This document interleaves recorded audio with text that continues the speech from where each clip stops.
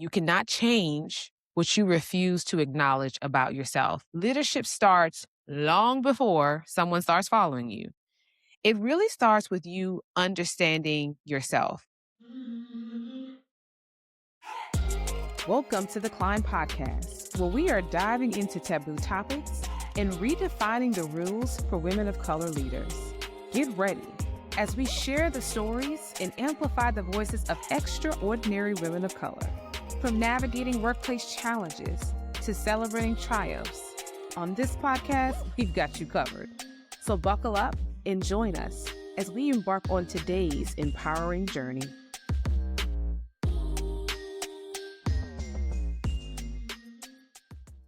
Welcome to the Climb Podcast, where we empower women of color in the pursuit of leadership and managerial roles.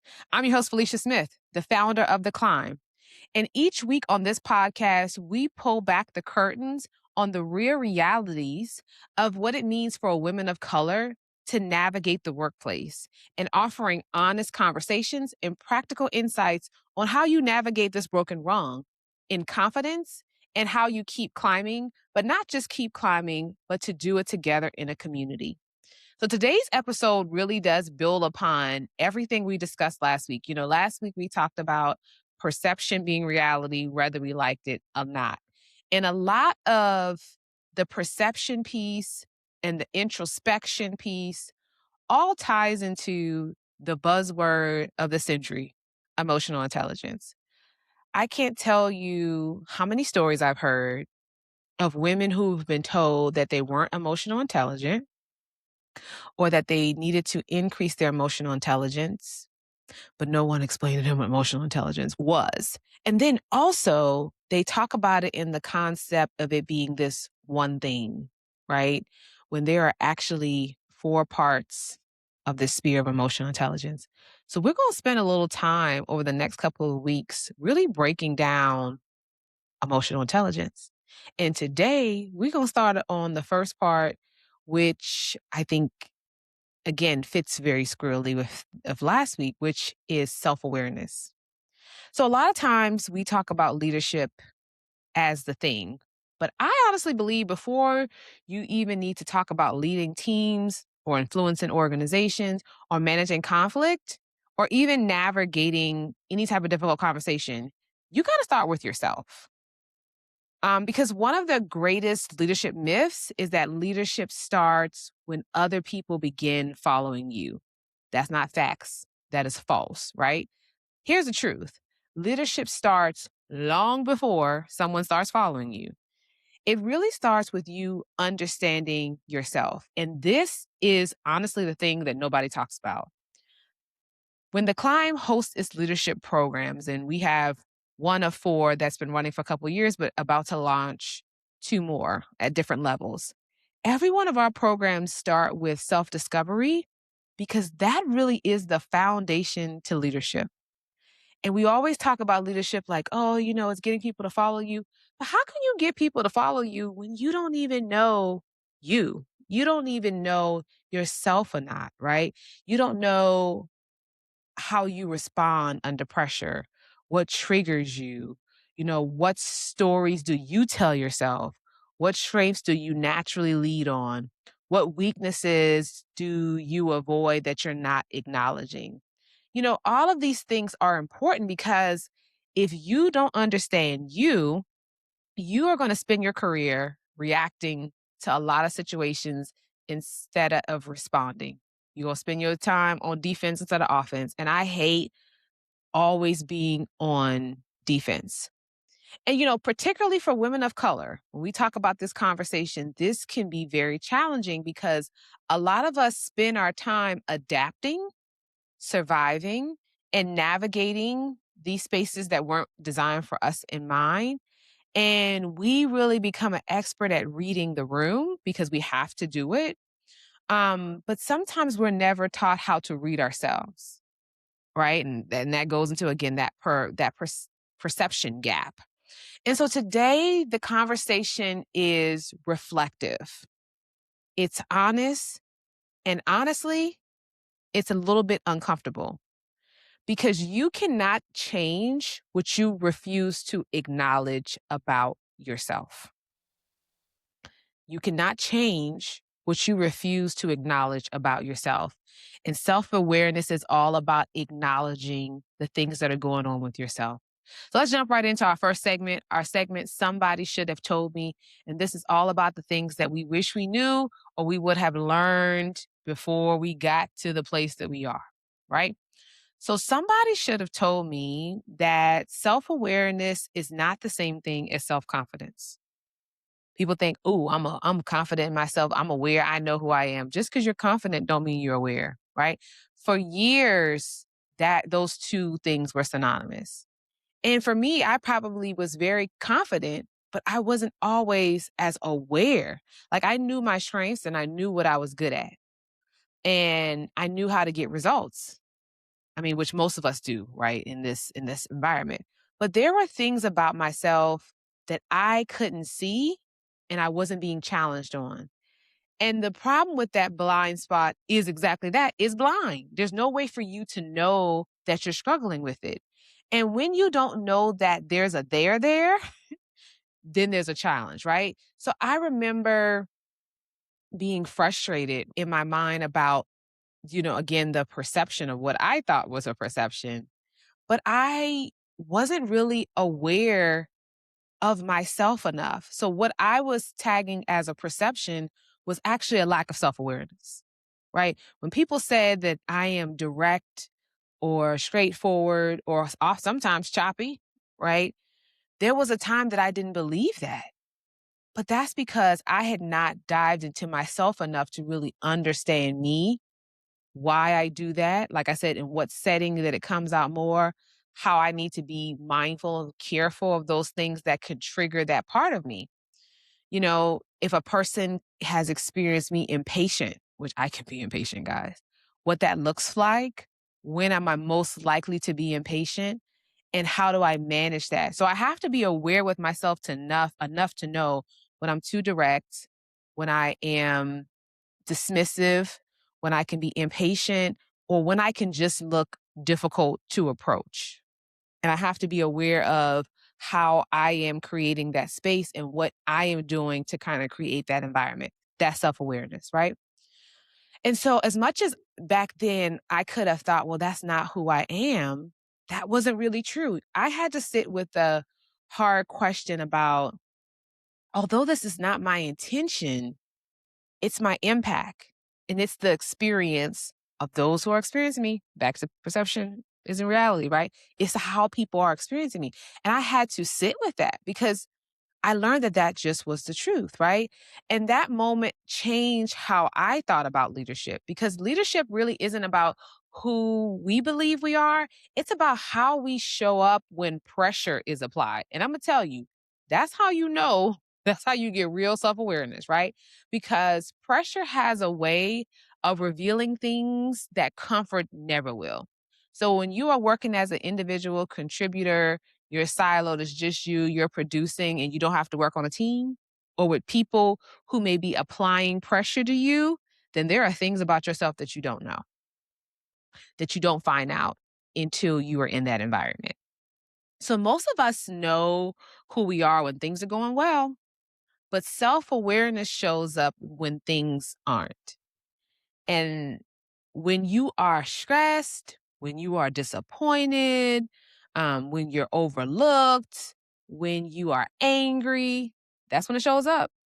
And the answers often tell us more about ourselves than a strength assessments ever will, right? A strength assessment, don't get me wrong, I love me a good strength finders, right?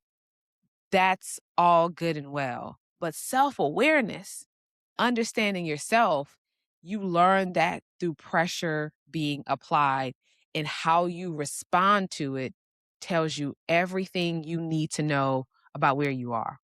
Okay, so let's go into the second segment. Truth is. And again, truth is the truth and the whole truth about this topic, which is self awareness. So here's the truth most people think they're self aware, and they're really not. A lot more self-aware than they are. Like research consistently shows that while the majority of people will say, hey, I'm self-aware, only a small percentage truly understands how they're experienced by others.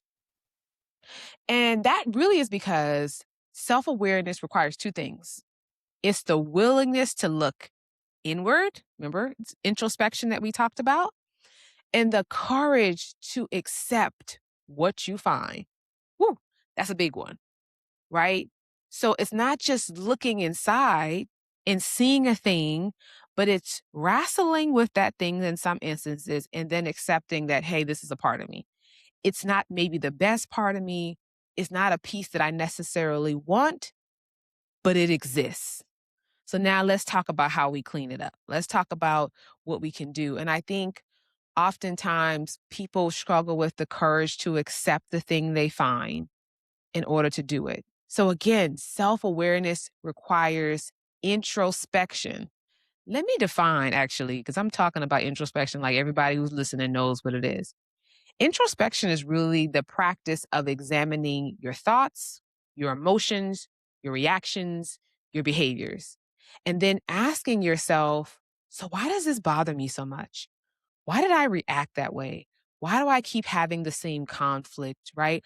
Why do I feel threatened in these certain situations?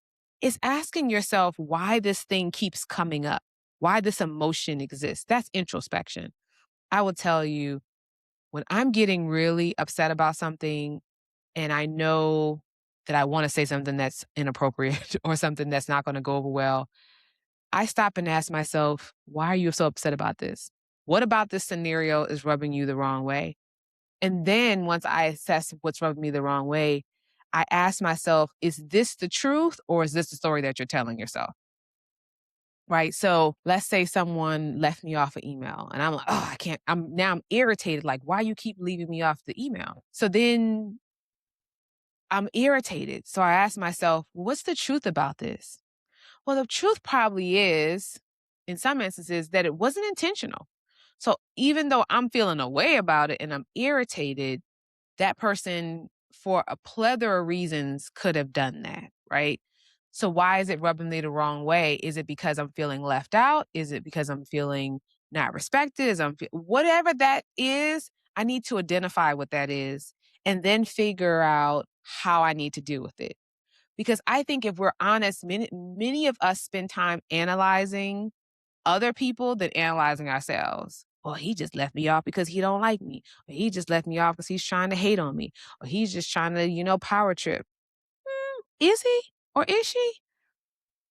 That may not be it at all, right? Um, and we oftentimes will use that, right? We know what our coworkers should do differently. We know what our managers should do differently. And I don't know why they didn't do whoop de whoop whoop. And we know that leadership needs to be fixed. But we rarely stop and ask ourselves, what role am I playing in this situation? What am I doing in the situation that could be exasperating it or not making it better? And that is a harder question than me being able to identify when you didn't do a thing. Because introspection actually requires what? That's that A word, y'all. Accountability. We talk about accountability all the time, sometime in the right context, sometime in the wrong context. But accountability. Introspection. I'm always like kind of jazzing that word up, whatever. Introspection requires accountability, that you're able to understand why you're doing this thing and then fix it and figure out how you want to be in the world with it. Figure out if that's the way that you want other people to see you, because now you're aware that you do it. What does that mean? Right. So if I'm aware of my emotional triggers. So one of the greatest clues that you will ever have to self-awareness is understanding your triggers, because triggers are rarely about the moment itself. They're often connected to something that is deeper, right? So a lack of recognition, feeling dismissed, feeling disrespected, feeling unheard, feeling overlooked. Like until you really understand your triggers, then you'll continue being controlled by your reactions. And you'll be easily triggered. You won't know why. You'll react to it, and the other person will be like, dang, I mean, all of that, right? So you have to, in some ways, challenge your internal narratives on things, because your triggers are often associated with an internal narrative, right? And these are the stories that we tell ourselves. I just went through some before. Like, I work twice as hard. I can't make mistakes. Nobody's going to advocate for me. I have to carry everything myself. Those are things that you've told yourself. And sometimes those narratives have been developed for a good reason, to protect you, just like, Beatrice, who belongs to my good friend Cheryl Raphael Whitaker. And then sometimes they may again help you survive, just like, my imposter, Pinky, who's the pink flamingo in heels, right? But survival narratives don't always serve us. And they particularly don't serve us in leadership. Sometimes they become limitations, right? And we have to understand, and this is the uncomfortable truth, that your mood stays with you. And oftentimes, your mood spreads. So, as a leader, people take cues from us. Our energies influence meetings, our reactions influence cultures, our emotional states influence teams. I will tell you, when I'm in a meeting, because listen, one thing you might have learned, I'm never short of opinions or thoughts, right? If I'm in a meeting and I'm having strong opinions and thoughts about something, in my mind, if I know I'm leaning in hard, I'm like, hey, step back a little bit, depending on who the audience is and depending on what the topic is, depending on how all these variables. But I'm calculating in my mind, how much should you be leaning in on this thing, right? Because the atmosphere that I'm setting in this room as a leader is either making people feel warm and inviting or making them feel like they need to go back in their shell. And I never want to create an environment where people are afraid to talk to me, afraid to share their ideas, afraid to approach me, because then true innovation and creation can't happen. And so if I feel myself leaning in too hard, or I'm looking at the faces of people and they feel like they're not quite sure, or I'm making them feel a way that's not going to be conducive to a creative environment, I'm going to ease back a little bit. And I'm going to make sure that they know that I'm easing back, whether that is providing, hey, let me give you an insight into what I was thinking, or hey, I'm not wedged to this thing, or hey, there's not a right or wrong answer, because I never want to create that type of environment. Because you may think you're keeping it to yourself, right? That feeling, but people often feel it before you ever say a word. So if I'm walking around looking crazy in the face or looking mad or just angry, people are looking at that. They're like, ooh, something's going on with her. Now that just turned everybody's mood. And that's why self awareness really matters, because leadership is contagious, for better or for worse. You cannot lead effectively if you're constantly being led by emotions you don't understand because you haven't thought about them deeply. So, okay, so what do we do with all of this, right? I done talked about the emotions, I done talked about the triggers and awareness. So, what do I do next? Or what do you do next? What do we do next is really the question. So, let's move into segment 3. Another rung mended and climb. So I want to leave you with 3 practices that strengthens self-awareness. Number 1, pay attention to patterns. Stop focusing on only isolated incidents. Look for patterns. What situations constantly frustrate you? What feedback keeps showing up? What conflict seems to repeat, right? Patterns tell a story. Pay attention to them. Pay attention. 2, get curious instead of defensive.